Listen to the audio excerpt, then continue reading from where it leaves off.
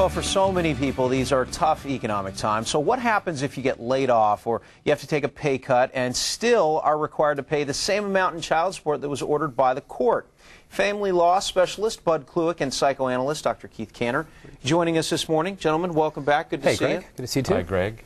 All right, so you say, Bud, if this happens, there's something that you can do, that the courts are sympathetic to these types of situations. Yes, you have a right to modify support. You have a right, if you're the payor, to reduce how much you're paying, and if you're the receiver of support, you have a right to boost it up. If your economic or your income has changed negatively, you have less income, you've been laid off or downsized or any of those, or even your hours have been cut back. However, you must act. It does not happen automatically. And people have this misconception that the courts will backdate it till the event happened, that is, say, the layoff occurred, and that's just not the case. They can backdate it, but they will not backdate it to when the event occurred.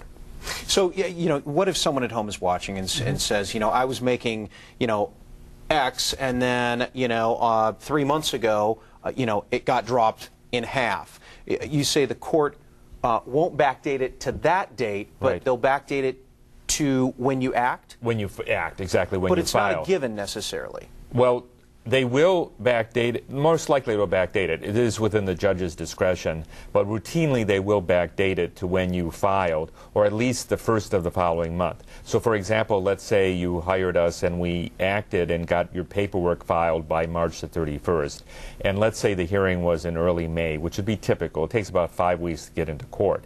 The court would routinely backdate it to April 1st. It would not be an April Fool's joke, Greg. You actually would be paying less money for child support. However, that's as far as they will go. If you got laid off in January, they won't move it back to January. So you have to act now. You have to act quickly if this happens to you. And that's the key. Dr. Kanter, you know, I imagine you're seeing this a lot right now with you know, families that you deal with. Your mom or dad has lost their job, and you know, now dad's saying, hey, I can't afford to pay that. Creates, you know, more stress to an already stressed family situation. You've got a divorce situation. You've got kids in 2 different homes, and on top of that we've got financial issues going on simultaneously. It's very stressful. It's very hard on both the adults and the kids jointly, and that's why it's important that if you're going to introduce some sort of a change, take a deep breath and talk about it, hopefully with that ex of yours ahead of time, so it doesn't trickle down and really affect the kids too much, because it's going to cause change for everybody. Communicate is very important, and if you're going to reduce the support of your spouse, that's going to create stress in that spouse. You have to take that in consideration and make sure that you're dealing with that in the best way possible so it doesn't trickle down and affect the kids. And being very honest about your financial situation. Absolutely. That's key. And Bud, you have a special offer. If people hire you to represent you in court, they get an hour free.